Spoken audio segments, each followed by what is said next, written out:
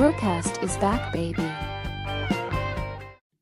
This BruCast episode is brought to you by the BruCast store. Explore a store filled with awesome goodies from hoodies to t-shirts to mugs. We've got you covered. Stay in style with BruCast. Embrace the shock, set the trend. Visit now bru-cast.com/store. Link below. All right. Hi, everyone. Welcome back to another BruCast episode. If it's your first time watching the show, make sure to like and subscribe. If you're listening on Spotify or Apple Podcasts, please rank the show 5 stars. This will ensure that the podcast is recommended to even more people and allow me to keep doing what I love. BruCast also on Instagram, X, and TikTok, where we upload shorts of the highlights of the show. So follow now, BruCast on Instagram, X, and TikTok. Links on the description below. Our guest today is Dr. Michaela Czernekova. How are you doing, Michaela? Hi, doing great. How are you? I'm great. Thank you so much for being on BruCast. It's an honor. What about we start with introductions? Yeah, thanks so much for inviting me. I mean, this is really, really nice. Introductions, what are you interested in? Basically, who are you? What you work on? I know that you talk a lot about emotional eating and maybe negative mental patterns, but I don't want to introduce yourself, maybe because I know I'm gonna do a bad job. So No. I mean, for me, this is really interesting because always people pick a little pieces, and yeah. so for me, I wear many hats, but maybe I will take this opportunity that you leave it up to me to introduce myself as a coach, because I think this is a core of all activities that I do. So that's basically the core of that is connecting marketing part, that is connecting business part, that's connecting the teaching, and obviously working with people. Mm-hmm. And I specialize in emotional eating, but also people visit me with many different, many other things as well. So emotional eating is kind of my favorite thing. I like to talk with people, and I think this is because I see it everywhere around me. And when I was teaching at university, I saw it in my students. They always come to exam and they say that they are stressed, or not always. Some are not saying that, but when I sneak around the doors, I see them eating chocolates, and I ask them if it's calming them, and we chat about this. So I started to be more and more curious, because when I was studying, I was having these issues as well, and sometimes it is nothing wrong to take a little chocolate, but sometimes it can manifest as a loop of snowball effect, depending what you experience. So for me, emotional eating is basically surface symptom, or like many different little things that can accumulate. And for me, eating is important, but more important is psychology beyond the eating, and what we are thinking, how we are feeling, and obviously about emotions. So yeah, maybe that's for introduction. Yeah, that's amazing. So you were a professor teacher. Yeah. I still keep a university job, so I'm in touch with students, and that's why I also thought that coaching is core of everything, because Mm-hmm. when I'm with students, I like different approach of teaching than just like telling them this is what you have to learn and this is what I want to hear from you. But I want they think in more contextual thinking. So let's say we have ecology, and from my perspective, I'm curious in their way of thinking about ecology. So some people are more about environmentalism and protecting nature, but some people even don't know about other aspect, like how they can use it for their job and for their, like, maybe even building business that or even find a job that is more connected with their core values. And I like to discuss these things with students as well, because they usually have no idea, and no one maybe even didn't ask them these questions about their values, about what kind of employer they want to have, and how they want to use actually their knowledge into the practical world. Because we learn many things that are super curious and super interesting, but then they leave the school and they are like, okay, what should I do? Okay, I will go teach. And I will go repeat the things that I learned. But there are so many more options. So I love to discuss this with them as well. So yeah, from that perspective, coaching is like involved in everything that I do. I see. Yeah, that's amazing. I think that's considered a career coach when you're guiding someone, like trying to help them finding their career. That's the term, right? Yeah, I Yeah. mean, mm, I heard once a really interesting thought that good coach can coach everything and everyone. I don't like the labels, Okay. but at the same time, I'm aware that if you focus on specific area, you have much more in-depth knowledge about this. So then you are more specialized. And like me with emotional eating, I also try to search, or not try, I'm searching and I'm researching and educating myself in various diet systems. And I'm not nutritionist, but Mm-hmm. I would like to provide my clients also with some things, or at least some sources that they might not come across with. So yeah, so I understand why there are career coaches, executive coaches, and like now I think really famous and popular topic is narcissism. So yeah, why not? Mm-hmm. I can totally relate to the fact that what you mentioned, like when a person is good at coaching, they can coach several things because it's a way of handling people, way of transmitting knowledge. I had this teacher. She was a French teacher, but she was good. She also was teaching math and other stuff, and for some reason I just could learn with her. Like I remember I had other teachers like this is boring. I don't want to do it, but with her, I just I just learned, and she had it. Whatever it is, she just had this coaching instinct. It's the way of I don't know. You'll probably know more than I do, but you know what I mean, right? She was amazing. Yeah. Um, I want you to talk a little bit more about emotional eating, if that's okay. Um, you mentioned that you noticed some of the students they were stressed, and when they were stressed, they would eat more, maybe a little bit more of chocolate. So, um, the first question would be: Is this considered an addiction? And I guess right. It's because I don't know. So that's the first question. Is it considered like an addiction, emotionally eating? Yeah, I mean, there are many aspects of it, right? Like, basically, I like to say that every food is basically emotional or can be emotional, because we Mm-hmm. have some kind of connection to it, maybe from childhood, and usually it's connected with some pleasurable feelings, right? So I don't see it always as a problem. I don't see it like that we have to like visit a coach when we grab chocolate.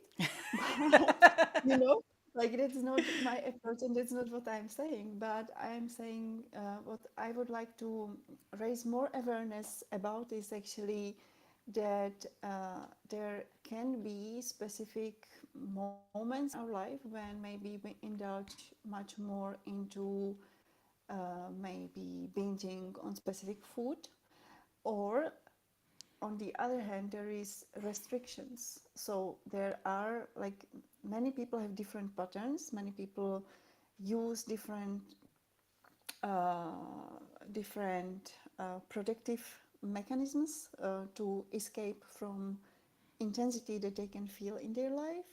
They can escape from their own needs because maybe no one ever asked them for their needs. Maybe they had parents who were not really protective of them, and they were very authoritative, and then people are not used to question themselves actually. And when our life is not actually manifested as we would like, then we may feel pain. And when we feel we don't have control over this pain, we try to escape it because it's very intense. And we go into various scale of emotions. And when these repeats again, and we try to escape from these emotions, then maybe it's good time to visit maybe coach, maybe therapist, depending what you need. If you want to talk about your past, if you feel you are carrying some heavy backpack with like many traumas from past, it's maybe good to deal with it with therapeutical system or some professional. If you want to look forward, and if you want to find effective tools how to stop or even figure out what's going on and how to stop specific thing that maybe repeat again in your life, um, like really not finding time for food, not and then coming home and eat everything that you find and then feel bad. So there is a whole scale. It can become an addiction, um, and that's because of our reward system, and that's because of our hormonal system actually. And this is what people don't realize, because we are taught, for instance, I come from yoga field, so in yoga we are the teachers are saying, oh, listen to your body, it will tell you everything. But if you have like imbalanced hormonal system, you can listen your body as much as you can, because your body is constantly telling you are hungry.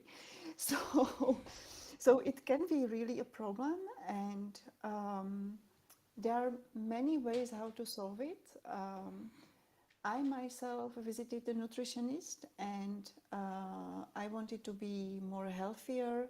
I wanted to figure out how is it with my metabolism, because I was not sure, no one teach me this, and I wanted professional advice on this, and figure out actually what food is better for me, because I was really, and I think I still am, high achievers. So I wanted like when I had more activities and more aspirations. Also, that's other thing, people don't realize that maybe their food choices have to change because it's highly energetically demanding. So yeah, and I remember the moment when nutritionists asked me like if there's something what can stop me to follow what I decide that I want to follow. And in my mind was like, yeah, emotional eating. And she said like, okay. And then it was crickets. And I was like thinking, okay, so I'm actually vulnerable with saying, I finally figure out and label it and name it, but like then there is like no support. So I think coaching is really good support system for this. If you know that there is something deeper, maybe you don't know yet what is it, but you know that you are bored of waiting food, and actually there is no problem to keep specific diet like for 1 month or 2 months, but you have repeated cycles of, I don't know, maybe feeling bad about your body. Maybe it can be even struggle with relationship. But like let's say I had a client who came to me that she's with the problem that she named that she's binging on food. And I said like, well, okay, and can you tell me a little bit about your life, so just to have a broader picture of what's going on. And then it came up on surface that she was actually struggling with her relationship, but this was too painful and too intense and too hard to deal with. So the easiest way was to, okay, I will find a meal plan, I will follow a meal plan, and things will be solved. And I mean, it's everyone's choice what we are going to do with our life. So she uh, didn't want to go deeper in that specific sense.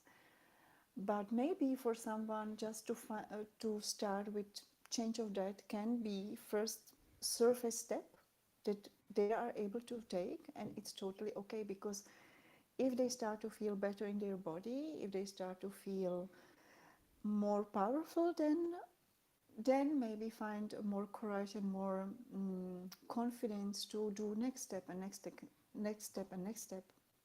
So yeah, we can start wherever we want. Like I said, some people need therapeutic, some people need dietitian, some people want coach, need coach. So yeah, and this emotional eating, it has many patterns, many layers. Like some people escape from boredom because they like some kind of purpose, so they are binging on food and Netflix and chill, you know. And Yeah. uh, again, if you do it like for weekend, like I guess that everyone has some kind of weak moment when we actually want to indulge or soothe ourselves. But if it's like every week, every week, every week, and then we are not doing nothing with our life, I think then it's a good time to like start to do the first step to change. Mm-hmm. And many people don't want it. Many people don't want to make any change. They are comfortable unless they maybe realize, okay, it can be different. They must see it from some kind of people around them that are changing. It's also like very interesting part. So it has also this cultural aspect. It has also the aspect of what are food habits in our family, what are food habits around friends that we visit. So it has like a whole spectrum of things to talk about. Mm-hmm. Yeah. Yeah, for sure. I mean, change is hard. I know for sure that from personal experiences and people that I know that most of the times change just happens when there's a wake up call. When something so bad and like traumatic happened that you just need to wake up and say, no more, right? Um, I will share I will share a personal story. It's quite silly, but it was a wake up call for me for sure. Last year, I ate a whole jar of Nutella, like in 2 days. And you mentioned boredom. For me, that's how it manifests itself. I was just bored out of my mind during the weekend. I was like, oh, Nutella, Nutella. I just ate the whole jar, and like one day after or 2 days, I just started having like severe pains on my stomach. I was like, what's happening? Do I have an ulcer? Do I have cancer? I don't know. I'm gonna die. It's like, and the pain just started getting stronger and stronger to the point that I called my family doctors. Like, I just said, hey, I need an appointment, otherwise I'm dying. I just went there. Like, she scanned the whole thing. They took my blood. They did all the tests.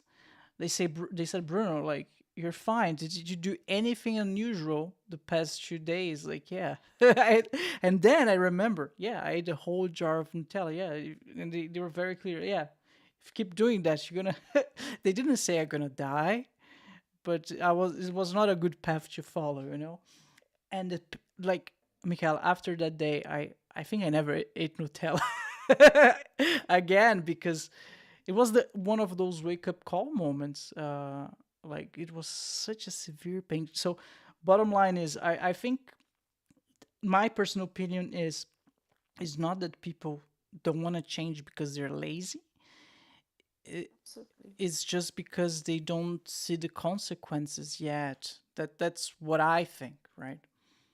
Yeah, absolutely. I mean, this is I don't think it's silly example. It's actually very normal, and for me, it was like I love chocolate.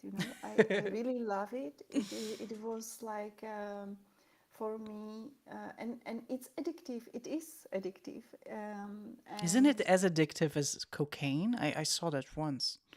I read one study where we're giving rats sugar and cocaine, and they were more addictive to sugar than to cocaine. Actually, it No was like more way. strong addiction. So it is addictive, and for me, it was kind of reward, and it took me really some time to realize that actually I am using chocolate as a reward for myself um, because it was reward when I was small. So I created this pattern, and it was very innocent. Like my family meant it good. It was I was happy as a kid, right? Mm. But then similarly, like you said, like then when it's problem, it's when it's like accumulating with other patterns. For instance, that was my case because for instance, I was preparing for my PhD exams, and it was really stressful time for me. Um, I was really nervous, really stressed, and I could not eat anything. I just could not. But obviously, body was asking for some nutrients, and for me at that moment was like quick fix the chocolate or some bars, and I really started to have syndromes like prediabetes. I was shaking, and I was it was really not good. And the really important thing is that it was quite short time, but the consequences were accumulating, and I saw it like with distance, with accumulating stress, with not having enough of nutrition. So my hair started to fall down, and it started to be really like not nice. I And can I was, imagine, yeah. yeah, and I was. I mean, it was not such a long time to do with this, but the body remembers, and it really gave me like a very strong feedback that this is no way to do that. And like, I mean, this is just like top of all the other things that are combining together. So if like I'm in touch with many different people, from managers, from students, from top business owners, and actually like many people, they escape to alcohol the same way as like to food. But with alcohol, they are much more prone to solve this issue because the physical effect is immediate. Yeah. The family realize immediately, and the body is giving you immediate signal. With food, it's like more silent, and it's accepting with society because you basically enjoy what is nice and what feels good. So it's actually, it can be much more harmful long term, and that's why I also wanted to like let people know that, yeah, I know that like job requires attention, but if you are not healthy, I mean, then like job will not make any kind of sense. And health is like, I mean, it's silly, but it's true. Yeah, And yeah. many people don't realize it, and they don't care so much because they are now hyped up. I see these managers and these CEOs that, and I was the same. That's why I am telling it. It's not judgmental talk, and I mean, who am I to label anyone or judge anyone? But I mean it from like really uh, sincere point. Like if you don't nourish your body well, if you don't give it proper movement, if you don't take care, then you will see it not only on your health but like on many layers of your health, even emotionally. So it will only have this snowball effect on emotions. If you feel bad, your surrounding will feel it. It will accumulate with people around you. You can be more irritable. Your family might react differently. They might feel bad. Everything start to like dissociate.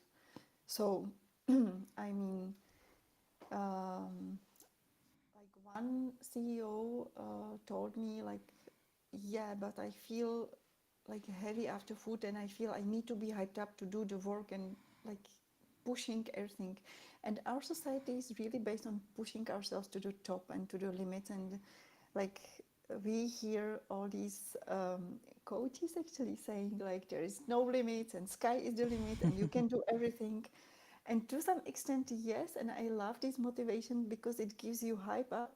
But at the same time, especially for female cyclical body, it's not really the best choice. They say you can sleep later, right? You don't need to sleep now. You can sleep after you have your $1 million.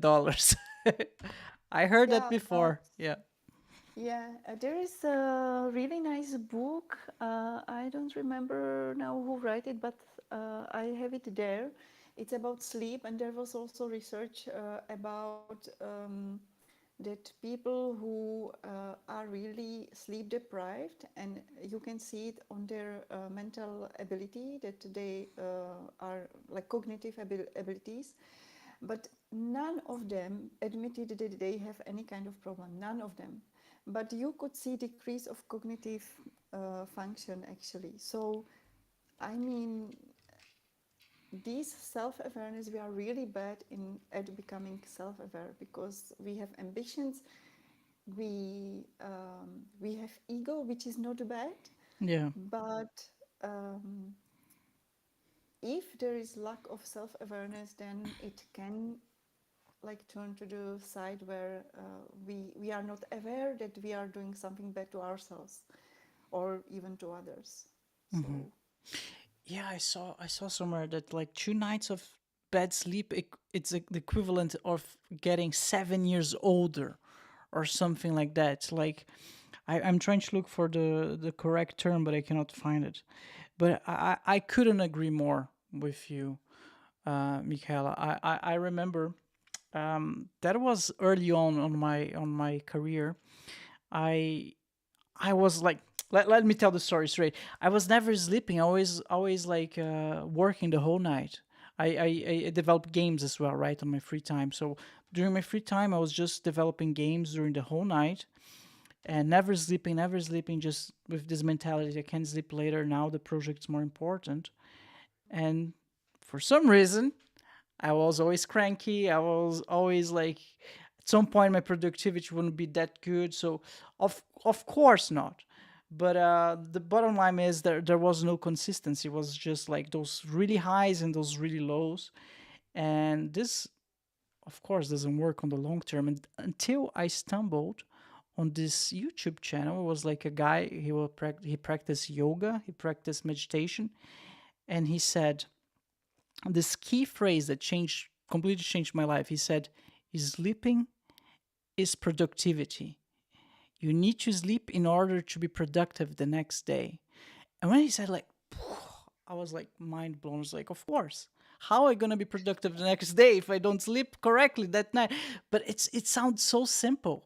Yet, for some reason, as you mentioned, in our society, like we're just trying to be overachievers, trying to be the best at what we do, and I don't know, what we do, why we do it, but we don't pay attention to our sleep, to our eating habits. I mean, some of us do, but I don't think the majority of people does it. I just saw it here, like on US.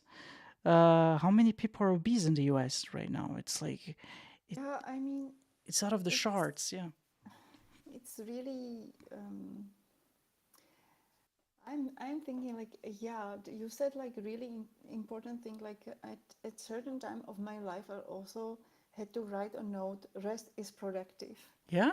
I had to write it in front of me and watch it because otherwise I would I now may sound like, oh, smart woman, she knows everything. No, I was going through the journey as everyone else, and I was doing stupid things as well from my perspective, from what I see now. But again, like I understand, like the pressure can be high. I understand uh, if you run your own business, you have goal, you want to finish studies, you have to push a little bit more. I understand it, and it's all totally, like, I get it. But I also think there are many different ways how to approach it, and it doesn't have to be in such a pressure from internal side. I think it can be in a little bit more harmonious way than what I see around me and what I was doing before. And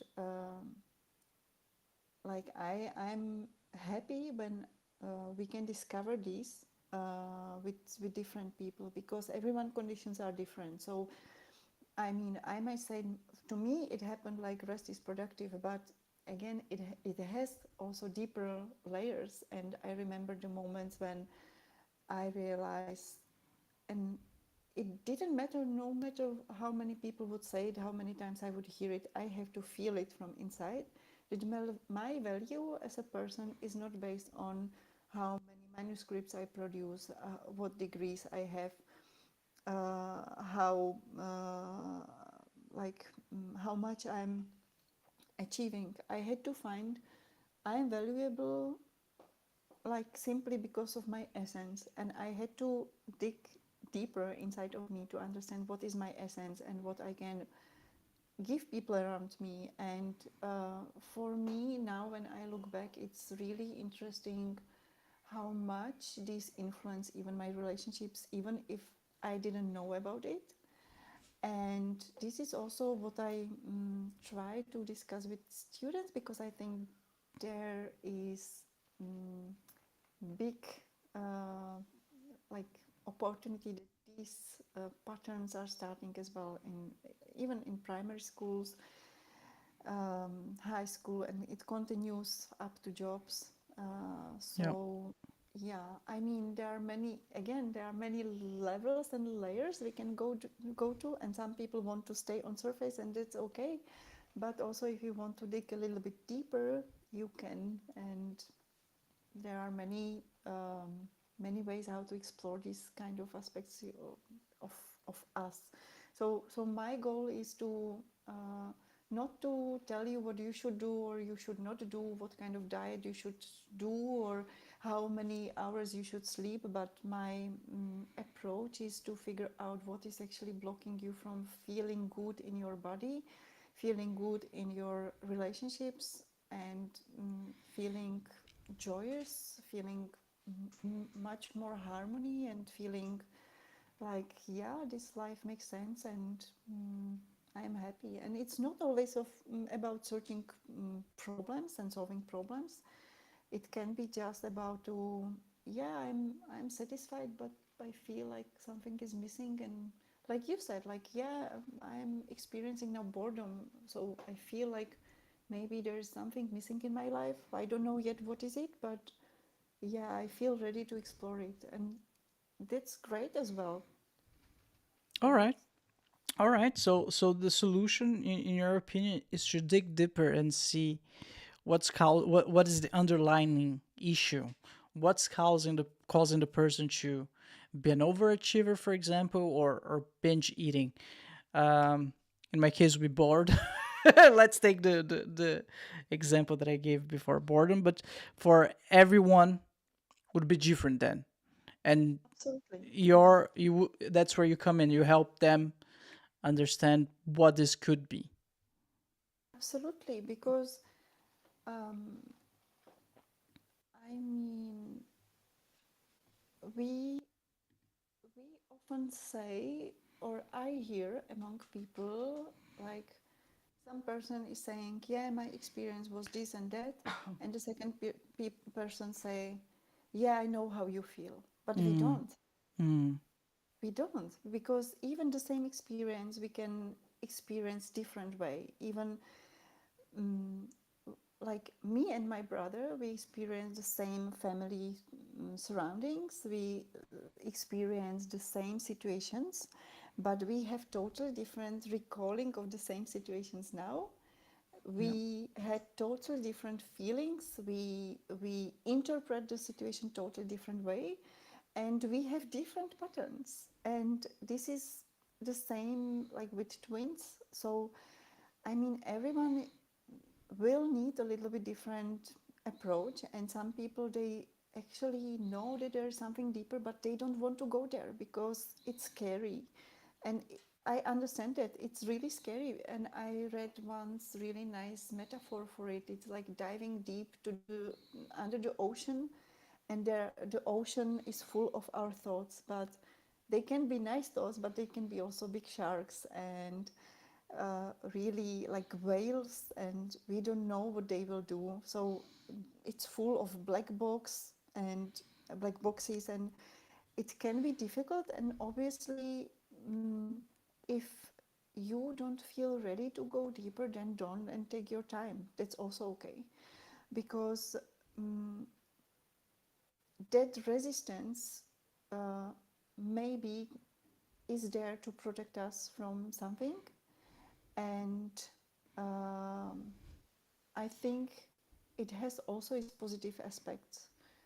So, like I said, like everyone will need different approach, and some people want to stay a little bit on surface, and that's totally okay. And even a little step, even starting with the diet, can change, and obviously will change how we feel in our body. And when we change physiology of our body, we change the emotions. This is fastest way how we can work with our emotions. This is also like people think, oh, I feel this and that, and that's simply how I feel. I cannot do nothing about it. It's my emotion. I have to sit with it. No, we can do something with it, and we can create our own emotions. And we can start like the easiest way by changing physiology of our body with breath work. Like if we are sad, we are crying, the most easiest way is to look up, because you straighten yourself, you get more like breath to your lungs, and we start to feel a little bit calmer, a little bit better. If we start, for instance, if we feel anger, it really amazing way to go for a fast walk, run, or shake it away.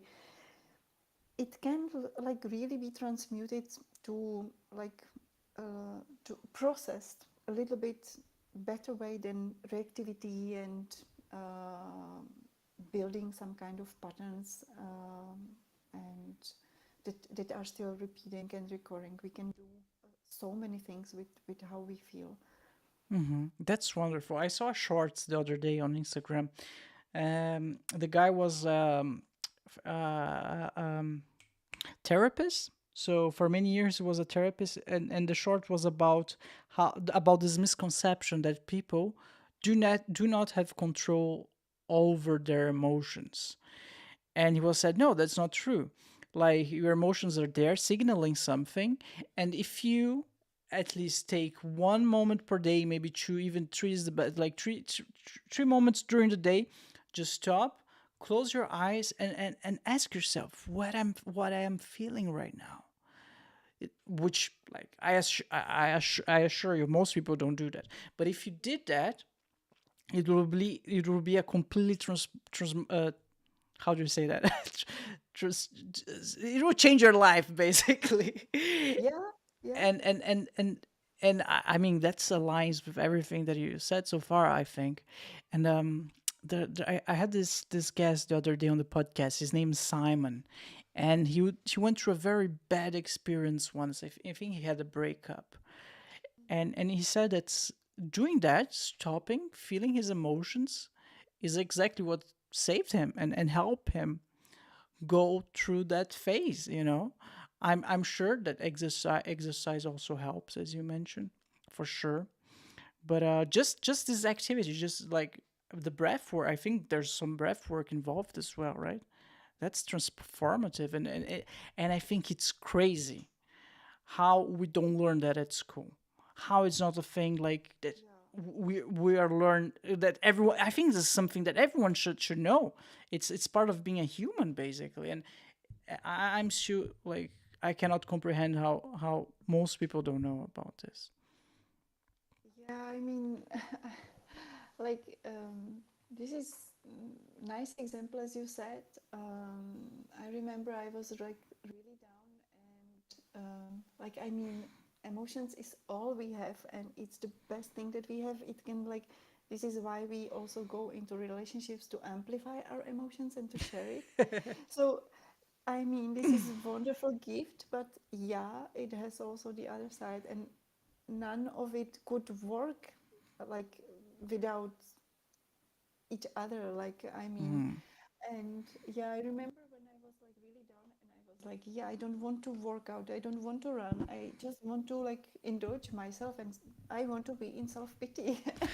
And I mean, that's how I felt. And I was like, okay, so I will sit here and like feel sorry for myself. And then I started to feel, but yeah, but I'm bored now. I mean, I have no one to share this with. No one is like sharing and like feeling this that I feel now. So what? So I started to paint my apartment, and actually, this painting, it was like I immediately it was like meditation. I totally forgot about everything that happened because I was doing this movement and I changed the breath work. Then I started to listen some music. I put my attention and focus to totally different things, and I was like, huh, this is interesting. I wanted to be like in these emotions, and now I'm not.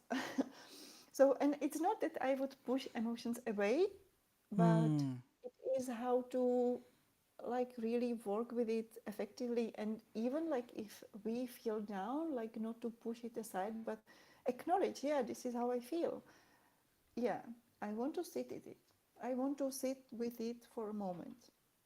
But it's good to also know that you don't have to sit with it whole life, and you don't have to um, share it with everyone for forever, because then it can lead also that it starts to fulfill our needs, Yeah. and it start to be way how we actually start to keep ourselves in negativity, in negative emotions, and it can lead even to depression. Yeah, for sure. And it's also like very interesting for me to hear more and more from my friends who are therapists, how how many young people are now on antidepressants.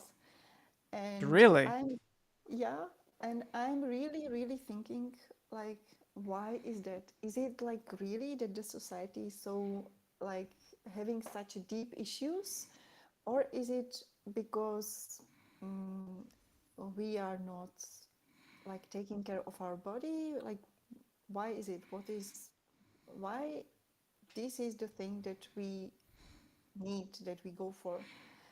So that's now like what I'm thinking about, and I'm questioning the people, and I love to work with young people as well. So they know that there is also something more and like different options for them, not only pills, but if they choose, they can find like many different approaches. Mm-hmm. Michael, this is very interesting. But if that's okay, I also wanted to talk about something else. I saw on your profile that you also worked with autistic people and helped them through yoga. Am I right?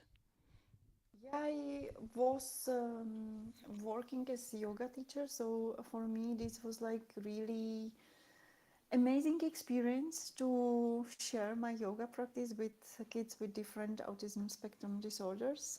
Um, and it was really challenging, and I just loved it. And yeah, what can I say? I mean, there was so many different levels, so many different uh,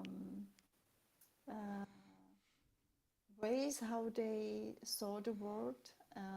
Some children were not talking at all. They were just, they were even not joining any kind of physical movement. But what I noticed was really interesting thing that only voice that I use and bringing them, navigating them through breathing was somehow calming them. So they did uh, not all of them were doing some kind of physical activities. It was more about creating maybe some uh, space where they can have less triggers, where they can feel calmer, safer, and just be. All right. And the most important, what I found was to create space also for their families and for like mother father who are like taking care of their kids constantly, and they are just drained and pressured, and they really need to take time for themselves, and find some kind of place where someone is taking care of their kids now, and finally they can like release, just be, maybe talk with their partner and appreciate that they have each other in their life. And yeah, I see. Okay. it was a huge humility lesson for me, I would say. So through yoga, the autistic kids, they were able to have their own space, less triggers, and this allowed them to be more relaxed. Like, would you say that the symptoms of autism diminished during those lessons? I don't know. I Okay. would not, I think I would not specify it like this. I would Okay. just say that it's good to have like moment where we have some change and we are not pushed to do anything, force anyone, even ourselves, to do anything, and just be and breathe. And this is something that is, I think, like really powerful practice. Just be, like do nothing, just breathe, like focus on breath, and that's all. I mean, it's Yeah. simple and we don't do it, but maybe if everyone just put attention like for maybe 2 minutes a day for breath, like who knows what would happen in our life Yeah. if we do just this for like every day. Like maybe it's nice to take just experiment what will change. Yeah. Notice We, 1 week and let's see. we're going back to what we were talking earlier, like how important just to be and feel your feelings and breathe is. Um, do you have an Apple Watch? I'm asking because I don't have one right now, but I used to, and they had this Brief app. Do you know what I'm talking about? Yeah, there are many apps actually. There is a beautiful positive intelligence app, and you can choose not only like breath work, but also like if you want to relax your visual system, if you want to uh, like if you are more haptic, if you want to focus on more like pressure. So it has many different exercises, and you can do it just for 1 minute a day, like 30 seconds, do something.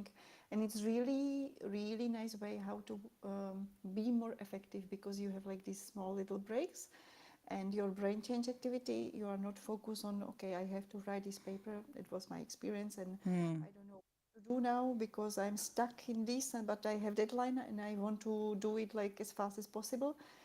But yeah, now like okay, I can relax for a moment, and yeah, I'm not creative at this moment, so uh, I just am not. And uh, What's the name of hope, the app that you mentioned? um, it's positive intelligence, pick you up. Yeah, Okay. it's Okay. from Shirzad Kamine. I joined his program, so that was like really nice as well. Very inspiring. And he also wrote a really beautiful book about self-saboteurs. So if someone is, Self-saboteurs. What is yeah, that? basically aspects of ourselves that at some point of our life protected us, but now they are limiting us. So, for instance, there is a man that I heard to talk recently, and he was talking about masculinity, that he would like to be more masculine, but something inside of him is not allowing him to have this masculinity. And again, if we looked into it a little bit more deeper, it was because he had really strong authoritative figures in his life. His father was very authoritative, and he experienced a lot of like serious violence in a home.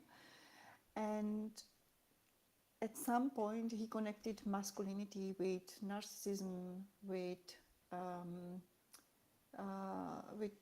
power, with arrogance, and with all of these negative aspects. So basically, there was something inside of him, this self-saboteur, who is telling like, yeah, if you will be more masculine, you will be like them.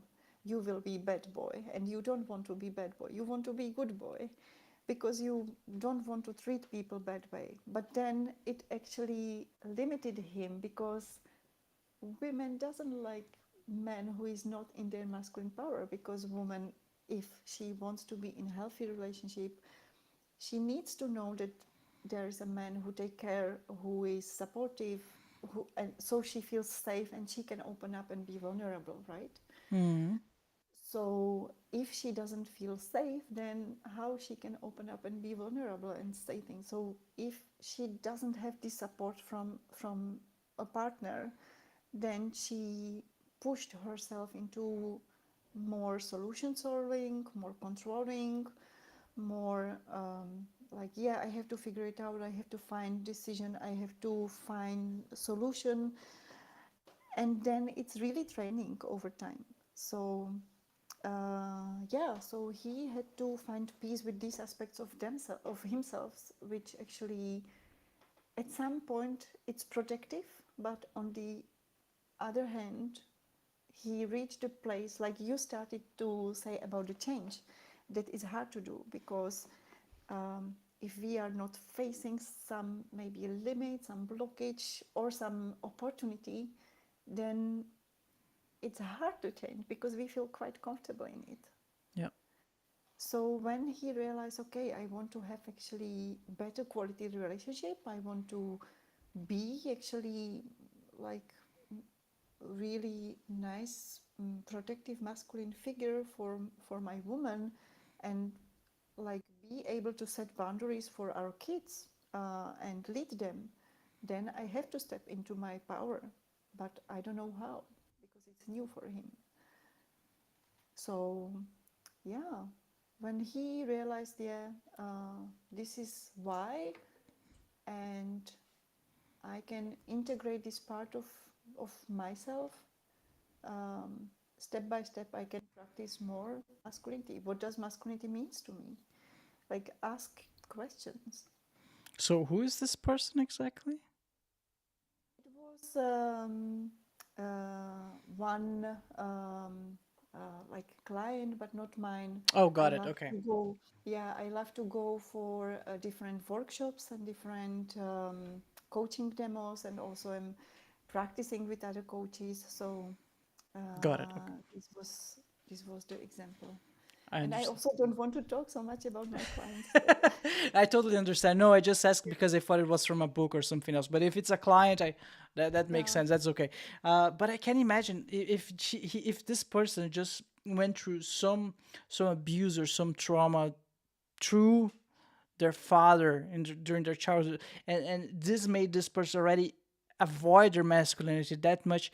Imagine like how this can affect some people's sexuality. Like imagine if they yeah, go through some really intense trauma. I'm not saying that this person did not went through a big one. I don't know. I don't know their story, but I can imagine there's different degrees of traumas, right? And imagine that you suffered something so big that completely shift your sexuality. I can only imagine. Like I don't know. I'm just wondering here because it affects, right? Especially when you're a kid. If you're trying to avoid masculinity altogether, oof, that's harsh. yeah.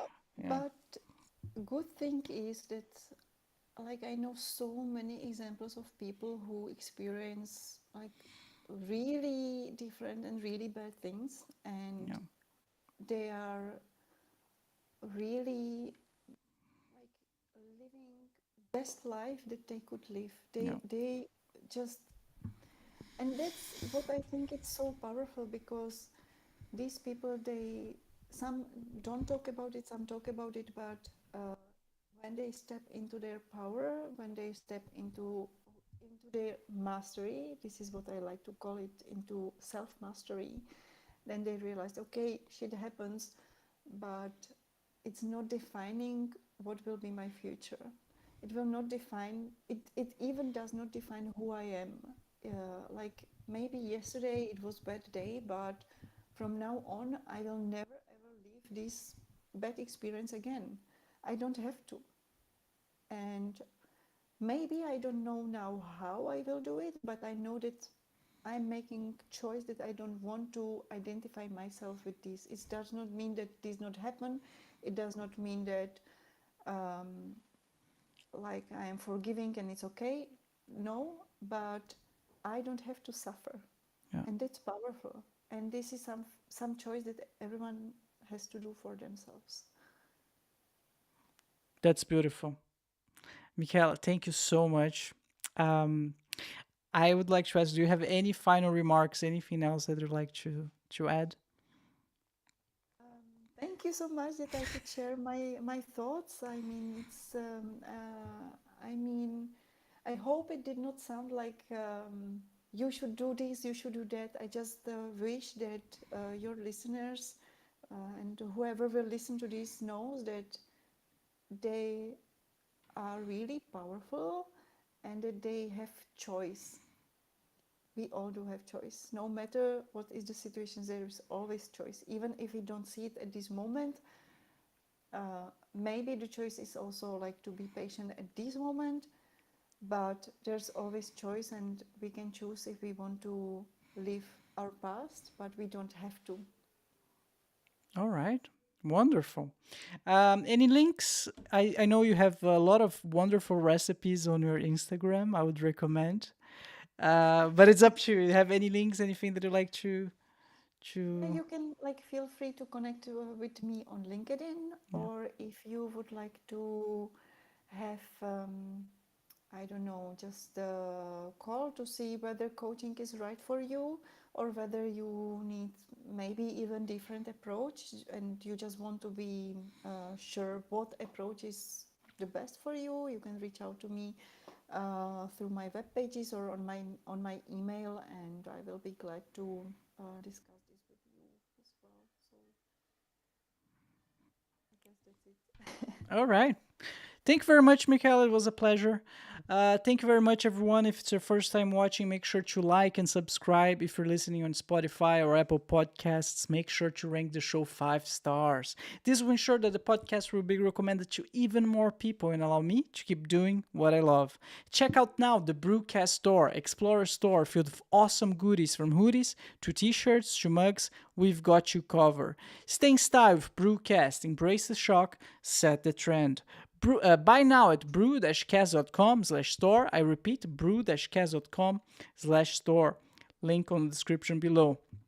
BruCast also on Instagram, X, and TikTok, where upload shorts with the highlights of the show. So follow now, BruCast on Instagram, X, and TikTok. Links below. All right, everyone. Thank you so much. Thanks so much, Michael. It was a pleasure. See you next time, everyone. Bye bye.